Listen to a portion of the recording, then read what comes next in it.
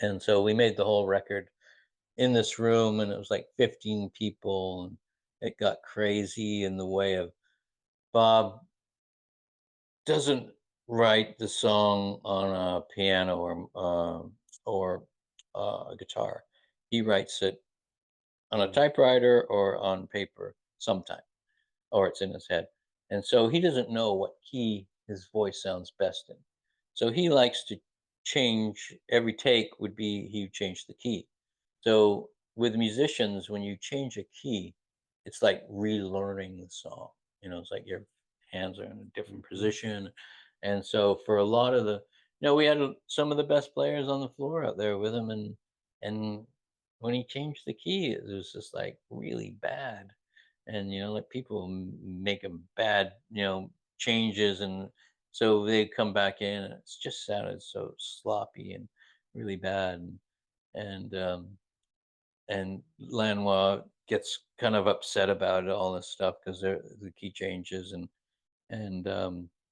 he says it's sounding so junky. If you don't know the changes, don't play. And so that's what happened. And when he said, it sounded so junky, Keltner was like, oh. He goes, "Is that East Coast junkie or West Coast junkie?" And you're like, "Oh, geez, here we go." I love That it. was pretty funny. So yeah, so it got a little bit out of hand on that record too, where Dan had was kind of pitching to get back to that "Can't Wait" vibe, and we'd already cut "Can't Wait," and we did three different types of versions, and we ended up with like this Pink Floydy kind of like more drugged out sounding Mhm. one. And then there was a ragdoll one that was kind of like loosely kind of held together. And so we ended up using that. And so Lanois wasn't happy with it. And Bob was like, we did it, it's done. And so one day Dan's working up the band before Bob got in, and Lanois would like mime him in the mic. I can't wait. I can't wait. And Bob walks right in. Like, what the fuck you guys doing? He goes, "Oh, just trying to get back to that gospel version." He goes, "It's done." And Dan says, "Well, I really love that version of we had." And he goes, he said, "Tony, get over here." And Tony, the bass player, Tony Garnier, goes, "Tony, how often do I ever do something the same twice?" "Never, Bob. I never seen you do anything the same, Bob." Right. And so it got into this whole heated thing where Bob wouldn't talk to Lanois anymore. And so I'd be sitting at the console with Bob, and Bob would, and then Lanois would lean over and say, "Sounding great, guys. Sounding really good." And Bob would turn to me and goes, "You hear somebody talking?" I said, "No."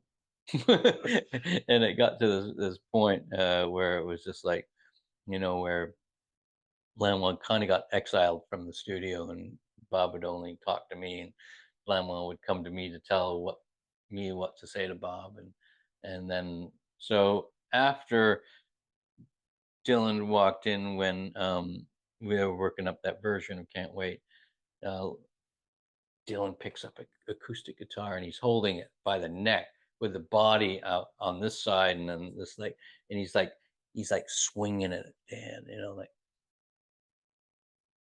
thinking, "Oh, he's gonna hit him. He's gonna hit him." It's like, and it didn't happen, and so the vibe just changed, and Lanois had brought in his brother Bob Lanois to do some filming, and so he thought, "Wow, I'm gonna like put candles all over the whole studio," and he spent $1,000 on candles, and he's got the whole place lit, like with this thing, and it looks pretty crazy. So like 4 o'clock rolls around, and Bob walks in the back door of the studio. He goes, "What the fuck's going on here? It looks like there's a seance in here. Turn these fucking candles off. Put the lights on." Bob was fired. They sent him home the next day. It was all terrible. Anyways, he had already gotten some footage from those sessions, so I think that was pretty cool. But in the end, it was kind of everybody was getting sent home separately, and Tony was the first to go, and then a couple other people left, and so it was down to like a core of guys. And so we brought in uh, Keltner. Jim Keltner came in, and but Dan wanted to have somebody on his team, so he brought in Brian Blade, this jazz drummer Mhm. from New Orleans, and so they set up their two kits side by side.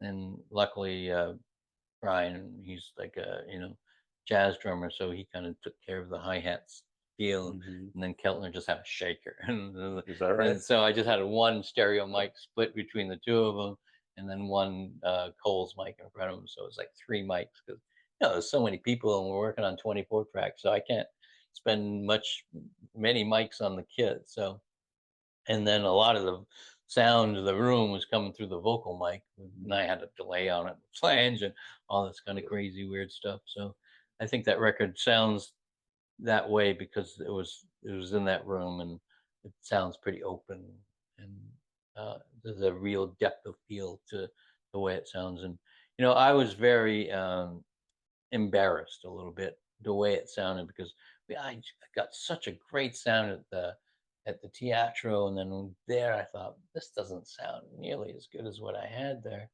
and but you Do you know, still feel that way? well, I feel differently now that time has set in, but for a while I just didn't really think I had done my best work.